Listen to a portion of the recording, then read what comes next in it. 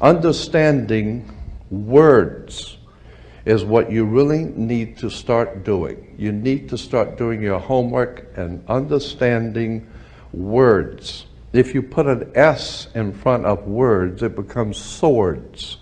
And that's what words are. They're cutting. They can cause you great trouble. Humans are word control creatures. So we need to establish what words mean.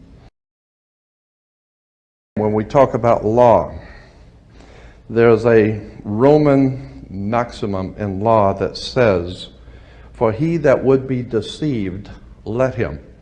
Simply meaning, if you are so ignorant as to be deceived, then that's your business, that's your problem. So you need to do your homework and find out what words mean, especially in relation to law and government.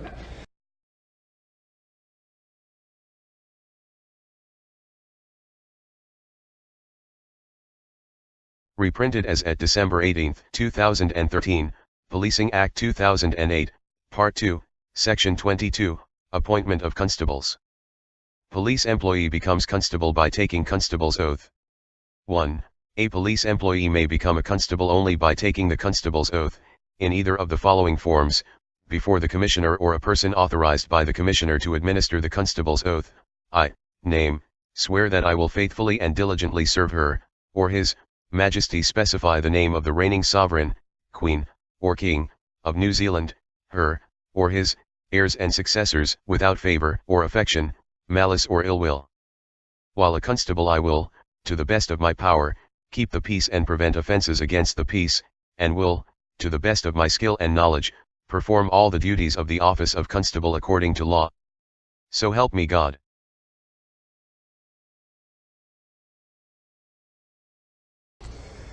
Understanding law and the words of law, there are two things that this planet has: water and earth, water and land. Consequently, there are two kinds of law: the law of the land and the law of water.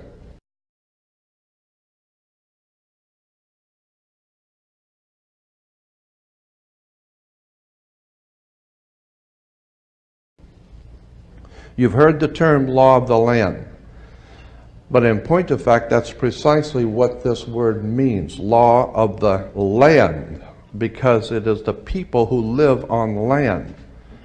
And that is opposed to something else called the law of the high seas, or the law of water. You need to understand the difference. The law of the land is the law of the culture that lives on the land. And so consequently, the law of the land is different in every country. You can do things in America you can't do in Russia. You can do things in Africa you can't do in England. So the law of the land is the law of the culture that lives on that particular land. The law of water is referred to as the law of money. It doesn't matter what color you are, where you're from, or where you live. Money is money.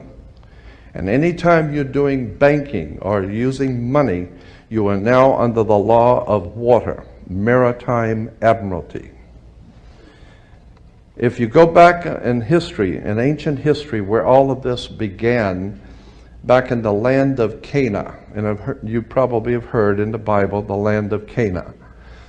The Canaanites were Phoenician bloodline, and in the ancient Phoenician language, Canaan meant merchant banker. The very word merchant comes from mer, M-E-R, for the sea, for water. As a mermaid, we have merchant. Merchant bankers.